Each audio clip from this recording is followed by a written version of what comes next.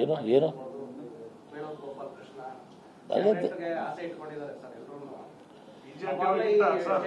ಡೆಲ್ಲಿಗೆ ಹೋಗೋದಕ್ಕೆ ಅದಕ್ಕೆ ಸಂಬಂಧ ಏನಾದ್ರಿ? ಡೆಲ್ಲಿಗೆ ಹೋಗಿದಾಗ ಅದಕ್ಕೆ ಸಂಬಂಧ ಏನಿದೆ? ಅದಕ್ಕೆ ಸಂಬಂಧ ಇಲ್ಲ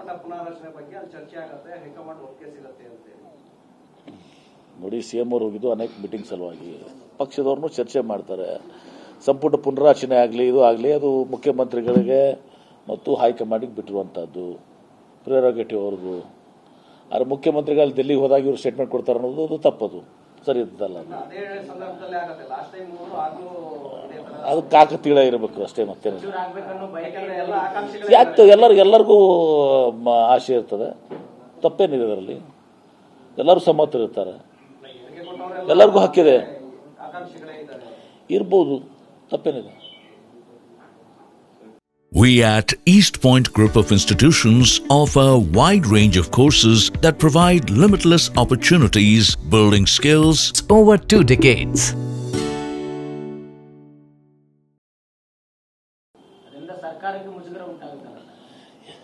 ನೋಡಿ, ಪ್ರಜಾಪ್ರಭುತ್ವ ವ್ಯವಸ್ಥೆಯಲ್ಲಿ ಶಾಸಕರು ಇದನ್ನ ಕೇಳುವಂಥದ್ದು ಎಲ್ಲ ಹಿಂದಿನ ಸರ್ಕಾರ ಇರಲಿಲ್ವಾ? ಅಲ್ಲಿ ಕೇಳ್ತಾ ಇದ್ರು, ಇಲ್ಲಿನೂ ಕೇಳಿದ್ದಾರೆ. ಬಿ ಆರ್ ಪಾಟೀಲ್ ಹಿರಿಯರಿದ್ದಾರೆ, ಆಮೇಲೆ ಉಳಿದವರು ಕೂಡ ಹಿರಿಯರಿದ್ದಾರೆ. ಮುಖ್ಯಮಂತ್ರಿಗಳು ಅವ್ರನ್ನ ಕರೆಸಿ ಬಗೆಹರಿಸ್ತಾರೆ. ಮುಖ್ಯಮಂತ್ರಿಗಳು ಮಾತನ್ನು ಕೇಳ್ತಾರೆ, ಅವ್ರೆಲ್ಲರೂ ಕೇಳಿ ಮುಖ್ಯಮಂತ್ರಿಗಳು ಅವ್ರಿಗೇನು ಸಮಸ್ಯೆಗಳಿದಾವೆ ಅವನ್ನೆಲ್ಲ ಬಗೆಹರಿಸ್ತಾರೆ ಮುಖ್ಯಮಂತ್ರಿಗಳು.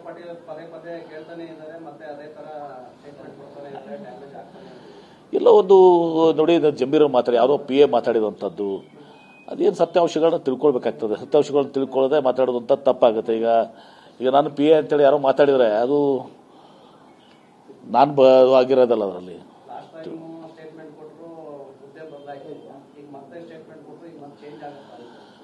ಅದು ನಿಮ್ಮ ಊಹೆಗಳಿವೆಲ್ಲ. ಓಕೆ, ಏನಂತೆ ನಾವು ಸಲಹೆ ಸೂಚನೆ ಕೊಡೋಷ್ಟು ದೊಡ್ಡವರಲ್ಲ. ಮುಖ್ಯಮಂತ್ರಿಗಳಿದ್ದಾರೆ, ಹಿರಿಯರಿದ್ದಾರೆ, ಸಮರ್ಥರಿದ್ದಾರೆ. ಅವ್ರು ಮುಖ್ಯಮಂತ್ರಿಗಳು ಎಲ್ಲಾನು ಅವ್ರಿಗೆ ಏನು ಸಲಹೆ ಕೊಡಬೇಕು, ಸೂಚನೆ ಕೊಡಬೇಕು, ಪರಿಹಾರ ಕೊಡಬೇಕು. ಆ ಪರಿಹಾರವನ್ನು ಕೂಡ ಮುಖ್ಯಮಂತ್ರಿಗಳು ಕೊಡ್ತಾರೆ. Thank you. ನಾನು ಕೇಳಿಲ್ಲ ಆ ಬಗ್ಗೆ.